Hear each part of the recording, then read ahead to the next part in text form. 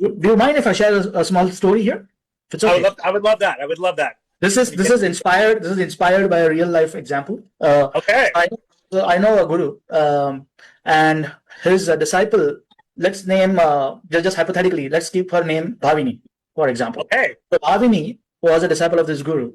So this guru has a habit of making and talking about elements and tattvas, and we'll come to that, Christian. So Yes, he has yes. a habit about tattvas to that disciple, basically to his disciples. So in Bhavini, he used to see certain tattvas. Tattvas means a god element, you can say, a particular deity element. Yeah. It could be Kali, it could be Durga, it could be, because even there also there are different manifestations, right? Okay. We all have some or the other manifestation. I mean, some or the other tattva. Sorry. So let's say we were talking about spiritual maturity. So I'm giving you this example so that you can understand, what that is exactly. So let's say this guru, one day he called this disciple or the sadhika called Bhavini. Okay. Okay. So this Bhavini is a married woman. Okay, but so he called her and he called her into his kutir, like his room, and he showed he painted Bhavini's picture as Kali.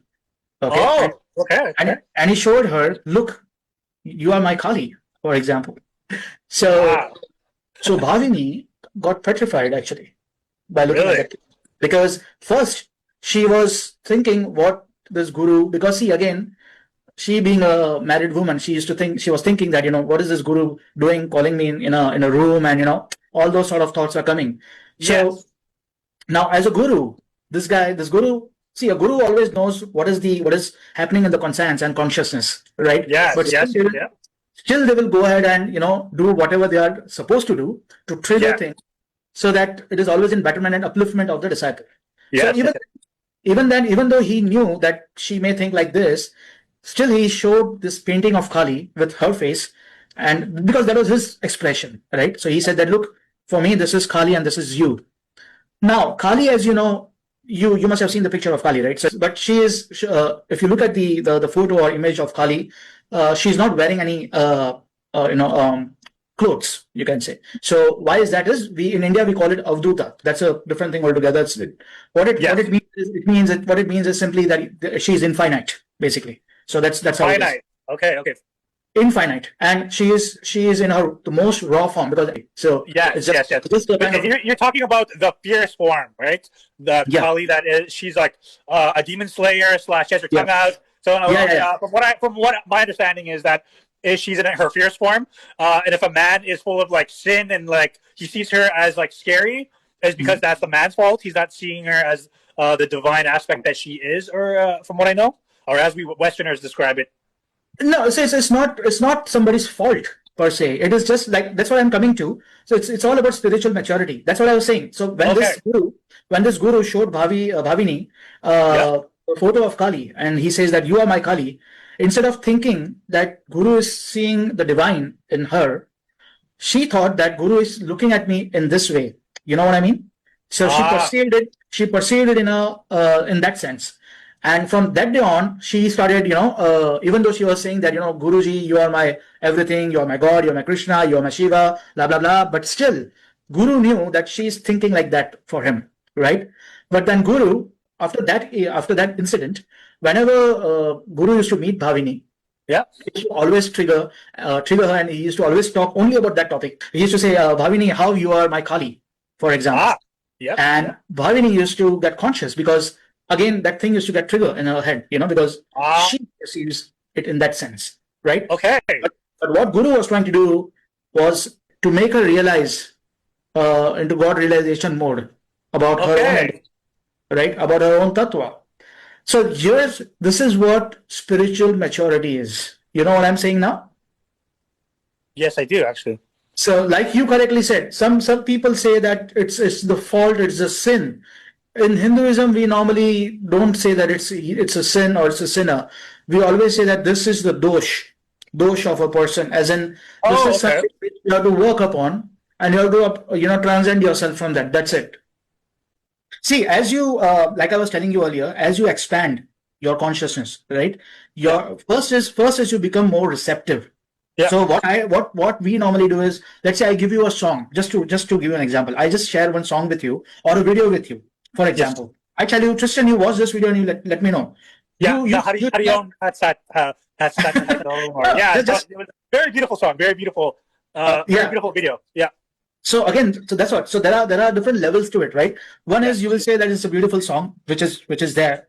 But then there will be people who will feel something. They will say, hey, you know what? When I look at this particular picture or in this particular note of this song, I felt something like this. So what the intention here is, everybody will have different experience, but the experience is what matters. The level of matter. That's an aha moment right there. The level of experience. Understand this. The depth of experience is what matters, because I always say this, and you can call it one of my quotes. You can say that it all depends on how you perceive, and your perception is created by your experiences, right? And that is what is creating your reality, isn't it? Yes, absolutely. So it all depends on how you perceive. Like I gave you the example of this disciple of Bhavini. When Bhavini perceived the picture of Kali, she was not able to fathom herself as Kali. Instead, she started thinking that the Guru is thinking of her in that form. But so it's all again perception, right? So she sort of had an ego trip about it. Yes, you can say that. It turned her world upside down and inside out. So she didn't know it crossed all her wires. See, for any guru, right? For any guru, the biggest challenge is the disciple's ego. It shakes it up. The stagnant aspect because no matter what, no matter how many experience people have, like you asked me the initial question, right? About some of the folks that I came across. No matter how many profound experience, I'm talking about profound mystical experience, if people had, even then the mind takes over, sorry. And there are times when they will again go back to what they were earlier. You see? So again, why? Because mind is repetitive in nature. It likes to go back to its comfortable, familiar aspect. Exactly. Okay. Yeah. But so just for our readers, Bhavini being the one that her guru painted the picture of Kali, right? To continue off with. Okay, yes. The same one, yes. So just a hypothetical example. So this devotee, this sadhika, Bhavini, she ghosted the guru gradually. She ghosted the guru through text.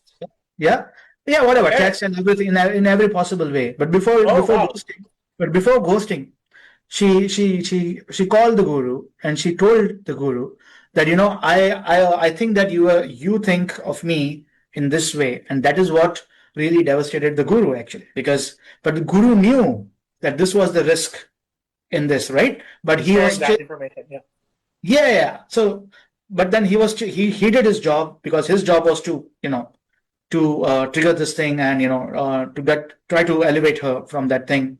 Yes. But, so you must have heard about this term, right? Love bombing, breadcrumbing, orbiting, ghosting. All this thing happens in spiritual realms also. Wow. Unfortunately, humans don't understand that once you merge with consciousness, and in mystical dimension, all these petty things doesn't matter actually, right? So that's how it is. All these things do not matter. Okay. And coming back to the question of Guru Shishya tradition, that is one of the constant thing, the test, right? So the tests are always that. Like I said, everything is a process. So everything for during the process, everything is being tested. Every time there is a test, and it's an ongoing thing. So a guru continuously tests the people, the disciples. Really? Yeah. Because when I say test, what I mean is it's not judgment. Unfortunately, people think test as in judging people. No. Test, what we mean by test here is, see, whenever a guru or anybody, rather, if you're on a spiritual path, right, what is required is wisdom, not knowledge, right? So what is the difference? Really? Wisdom. So wisdom is what? Wisdom comes when there is self-awareness, right? There is some sort of awakening. Knowledge is you can watch unlimited YouTube podcasts. There are so many podcasts, spiritual stuff online, right? You can download those things and you can just speak those jargons, those spiritual jargons, if you will, and it may sound cool to some audience, but then it is just plain knowledge. There is not even 1% of experience in that. right? So yes. Oh, yes. So experience. Keyword experience within that. Okay. experience leads to wisdom, and wisdom leads to awareness. But at the same time, the test that I was talking about is about spiritual maturity. So Okay. there is some sort of maturity that, as your consciousness grows or expands, right? Yep. Just like any other thing. Let's say, for example, you go to kindergarten and then you go to first grade, second grade in school, right? And then you go to college later on. So you mature, right? So I cannot talk about quantum physics or artificial intelligence to somebody who doesn't even know computer, right? Yeah. So that maturity, right? That level of maturity will come. Same thing is in spirituality as well. I mean, yes. again, let me reiterate again. This is not about judging people. This is not judging or judgment, as this, but it is just calling a black spade a spade. Yes, seeing the imperfections perfectly. Yeah. Just saying where you are so that it helps you to, and look, guru's role is not to keep you happy and smiling and charming all the time, right? That is not what guru is for. Guru is there to break your ego.